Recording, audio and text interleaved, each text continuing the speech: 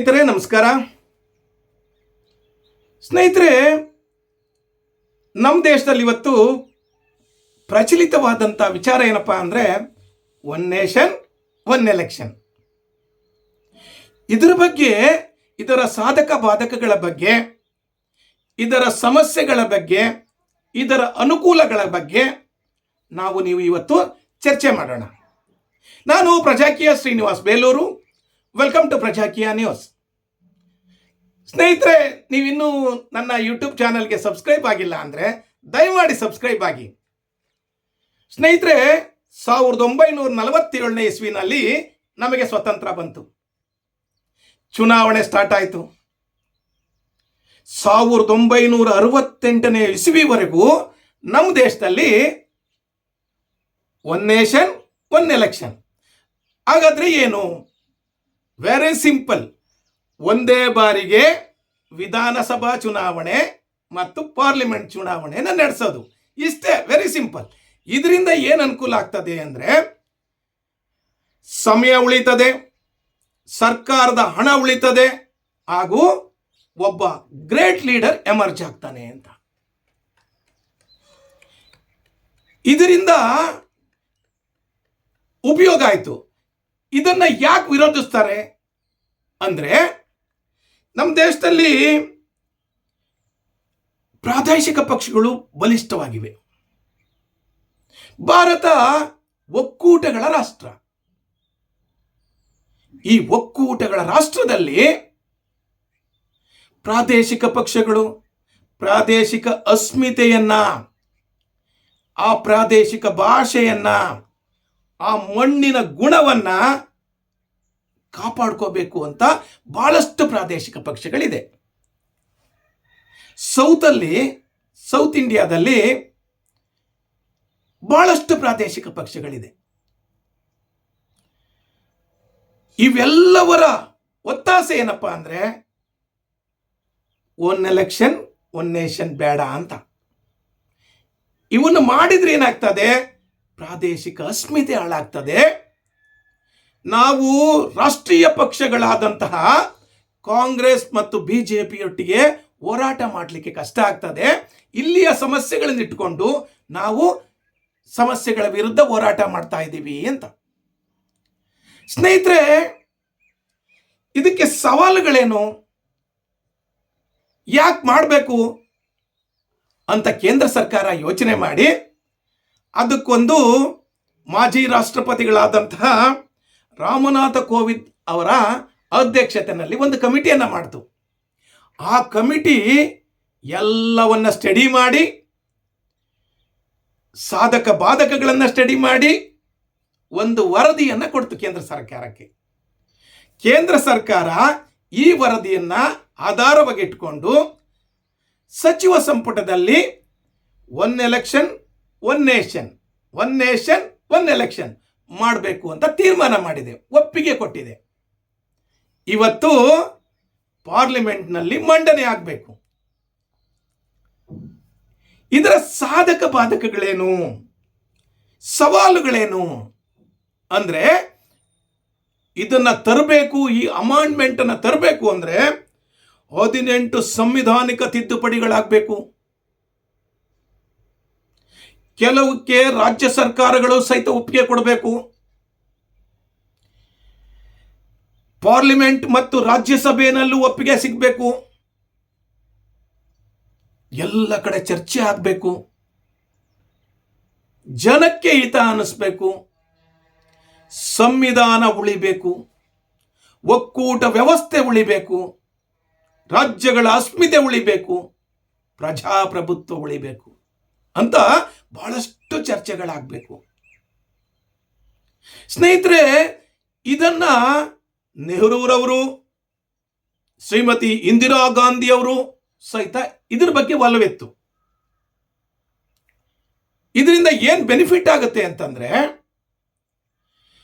ನೋಡಿ, ಈಗ ಪಾರ್ಲಿಮೆಂಟ್ ಚುನಾವಣೆ ನಡೆಯುತ್ತೆ.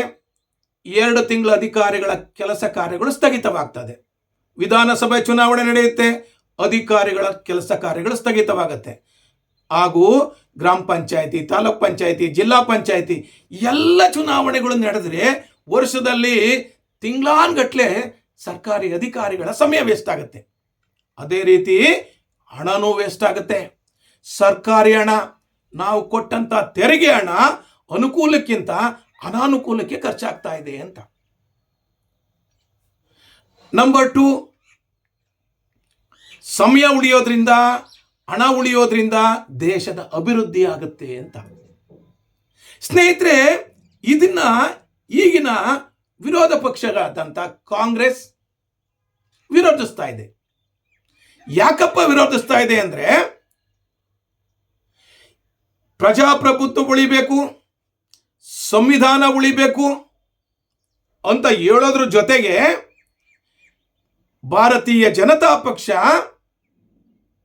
4ನೇ ಬಾರಿ ಕೇಂದ್ರದಲ್ಲಿ ಅಧಿಕಾರ ಬರಲಿಕ್ಕೆ ನೈಜ ಸಮಸ್ಯೆಗಳನ್ನ ಮರೆತು ಜನರಿಂದ ದೂರ ಇಡ್ಲಿಕ್ಕೆ ಹೊಸ ಒಂದು ಸ್ಲೋಗನ್ ತಂದಿದೆ, ಅಷ್ಟೇ ಇದು ಅಂತ ಇವರು ವಾದ.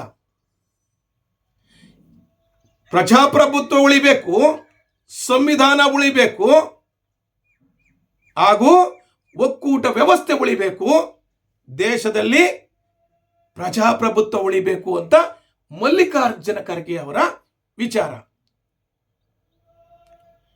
ಸ್ನೇಹಿತರೆ, ಇದರಿಂದ ಸಾಮಾನ್ಯವಾಗಿ ಬಲಿಷ್ಠ ಪಕ್ಷಗಳು ಅಂದ್ರೆ ರಾಷ್ಟ್ರೀಯ ಪಕ್ಷಗಳಿಗೆ ಅನುಕೂಲ ಆಗ್ತದೆ, ಐದರ್ ಕಾಂಗ್ರೆಸ್ ಆರ್ ಬಿಜೆಪಿ. ಬಟ್ ಪ್ರಾದೇಶಿಕ ಪಕ್ಷಗಳು ಪ್ರಾದೇಶಿಕ ಸಮಸ್ಯೆಗಳನ್ನಿಟ್ಟುಕೊಂಡು ಹುಟ್ಟಿರುವಂತಹ ಪಕ್ಷಗಳು, ಅವಕ್ಕೆ ನಿಜಕ್ಕೂ ಅನ್ಯಾಯ ಆಗ್ತದೆ. ಇಲ್ಲಿ ಪ್ರಾದೇಶಿಕ ಚುನಾವಣೆಗಳಲ್ಲಿ ಪ್ರಾದೇಶಿಕ ವ್ಯವಸ್ಥೆನೇ ಬರೋದಿಲ್ಲ. ಭಾಷೆಗೆ ಮತ್ತು ರಾಜ್ಯಕ್ಕೆ, ರಾಜ್ಯದ ಮಣ್ಣಿಗೆ, ಮಣ್ಣಿನ ವಾಸನೆಗೆ, ಅಸ್ಮಿತೆಗೆ ಎಫೆಕ್ಟ್ ಆಗುತ್ತೆ ಅಂತ ಪ್ರಾದೇಶಿಕ ಪಕ್ಷಗಳ ವ್ಯವಸ್ಥೆನಲ್ಲಿ, ಪ್ರಾದೇಶಿಕ ಪಕ್ಷಗಳ ಚಿಂತನೆ. ಸ್ನೇಹಿತರೆ, ಒನ್ ನೇಷನ್ ಒನ್ ಎಲೆಕ್ಷನ್ ಮಾಡೋದ್ರಿಂದ ಒಬ್ಬ ಶ್ರೇಷ್ಠ ನಾಯಕ ಎಮರ್ಜ್ ಆಗ್ತಾರೆ.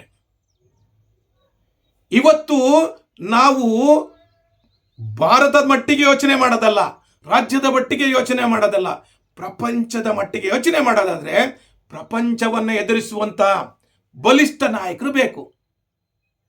ಹೌದು, ಯಾರ ಪಕ್ಷದಲ್ಲಾಗಿರ್ಲಿ, ಯಾರೇ ಆಗಿರ್ಲಿ, ಬಲಿಷ್ಠ ನಾಯಕರು ಬೇಕು. ಆ ಬಲಿಷ್ಠ ನಾಯಕರು ಹುಟ್ಟುಕೊಳ್ಳೋದೆ ಒನ್ ನೇಷನ್ ಒನ್ ಎಲೆಕ್ಷನ್ ಇಂದ. ದೇಶದ ಮೂಲೆ ಮೂಲೆಗಳು ಸಹಿತ ಇವರು ನಿಜವಾದ ನಾಯಕ ಅಂತ ತೀರ್ಮಾನ ಮಾಡ್ತಾರೆ. ಈ ಕಾಂಗ್ರೆಸ್ನವ್ರು ಹೇಳೋದು ಹೇಗೆ ಅಂದ್ರೆ, ಈ ಪ್ರಾದೇಶಿಕ ಪಕ್ಷಗಳಿಂದ ಬಿಜೆಪಿಗೆ ಎಫೆಕ್ಟ್ ಆಗ್ತಾ ಇದೆ, ಅದಕ್ಕೋಸ್ಕರ ಇವರು ಒನ್ ನೇಷನ್ ಒನ್ ಎಲೆಕ್ಷನ್ ತರ್ತಾ ಇದ್ದಾರೆ ಅಂತ. ಹೌದು, ಸೌತ್ ಇಂಡಿಯಾದಲ್ಲಿ ಬಿಜೆಪಿಗೆ ನೆಲೆ ಇಲ್ಲ, ಕಾರಣ ಪ್ರಾದೇಶಿಕ ಪಕ್ಷಗಳು ಸ್ಟ್ರಾಂಗ್ ಆಗಿದೆ. ರಾಜ್ಯದ ಭಾಷೆಗಾಗಿ, ರಾಜ್ಯದ ನೆಲಕ್ಕಾಗಿ, ರಾಜ್ಯದ ನೀರಿಗಾಗಿ ಅವು ಹೋರಾಟ ಮಾಡ್ತವೆ. ಅದರಿಂದ ಅವರಿಗೆ, ಕೇಂದ್ರ ಸರ್ಕಾರಕ್ಕೆ, ಬಿಜೆಪಿಗೆ ಅಬ್ಸಲ್ಯೂಟ್ ಮೆಜಾರಿಟಿ ಬರ್ಲಿಕ್ಕೆ ಸಾಧ್ಯ ಆಗ್ತಾ ಇಲ್ಲ. ಹಾಗಾಗಿ ಇವರು ಒನ್ ನೇಷನ್ ಒನ್ ಎಲೆಕ್ಷನ್ ತರ್ತಾ ಇದ್ದಾರೆ ಅಂತ ಹೇಳ್ತಾರೆ. ಆದ್ರೆ ಜನಸಾಮಾನ್ಯರ ದೃಷ್ಟಿಯಿಂದ ಯೋಚನೆ ಮಾಡಿದ್ರೆ,